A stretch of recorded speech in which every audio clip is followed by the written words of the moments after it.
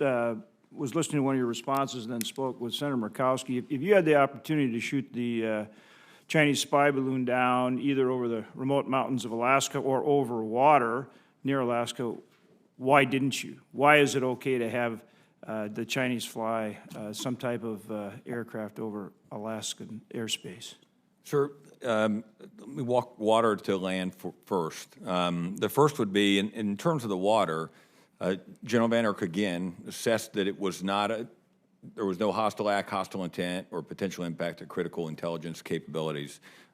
More so, he was continuing to characterize the system. And it's for us now, looking back, there is an assertion that we were absolutely certain that it was, in fact, conducting surveillance or intended to go in a certain space, and we'll talk more about that in the next session. But those were thoughtful actions.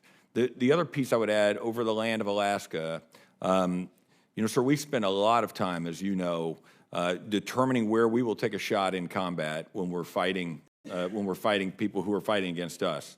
And we work our way to a near zero probability of collateral damage when we take that shot.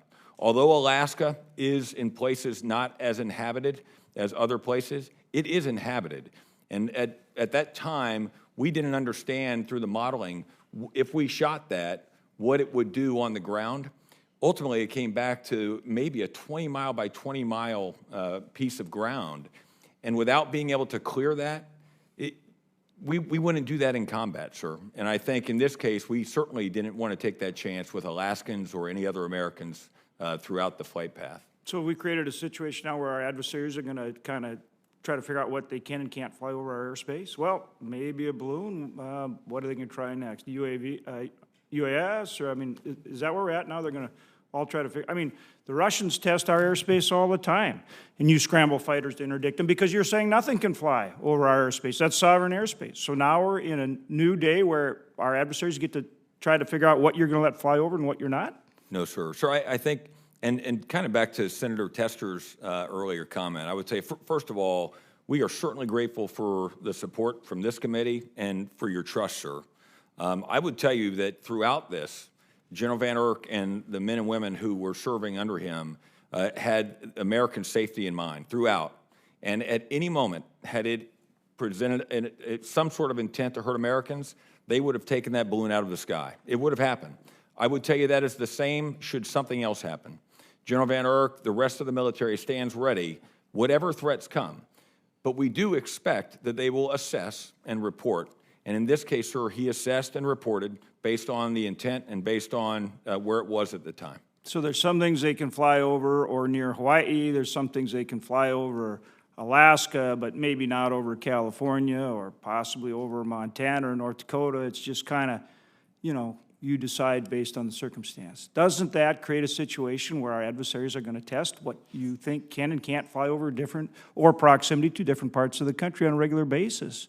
Senator? And is that good? How are you going to prevent that kind of thing from now being tested, even more than you already are? And you're going to be are you going to start making subjective decisions about different types of aircraft and what proximity and where they can fly, what states they can and can't fly over, or Guam, or, pick a spot? This is where it seems to me we're getting into a dangerous place in terms of how this was handled. Senator, if I may, this flight was different than all the rest, and that's why we took the action that we did. To the question of building upon General Sims' notes about why we didn't take it down over Alaska, a key piece of this is the recovery. For us to be able to exploit and understand this balloon and its capabilities fully, if we had taken it down over the state of Alaska, which is part of the United States, it would have been a very different recovery operation. As Senator Murkowski knows, the water depths offshore, the Aleutians, at 6+ nautical miles go very quickly from about 150 feet to over 18,000 feet near the Bering Sea. The winter water temperatures in the Bering Sea hover consistently in the low 30s, which would make recovery and salvage operations very dangerous.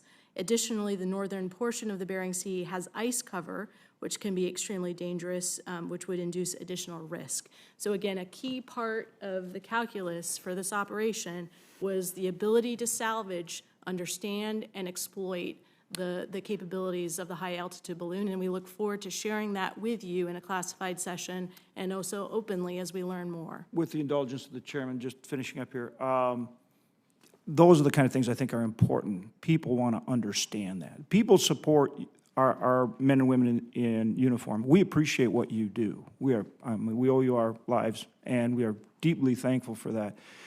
But Americans don't understand this situation, and so they need to understand why the decisions were made that were made, and whether or not that is what is best for national security. And just the final quick question is, could that balloon not be forced down some way other than shooting it down? Obviously, we have aircraft that can exceed that altitude. And so just a final question, couldn't that have been forced down some way rather than shooting it down, which would have, in a lot of ways, been better? You avoid the risk to people on the ground and you get it intact. Yes, sir. Sir, and we'll talk in the next session, I believe, about some thoughts. We didn't have the ability to capture the balloon or bring the balloon down with a particular munition that we thought would make it less dangerous. And quite frankly, we didn't know where it would go if we were to somehow impact its flight path at that point in terms of our ability to control it and what it would do if it hit the ground. But that's a great question, sir, and I think we'll address that greater in the next session. Thank you.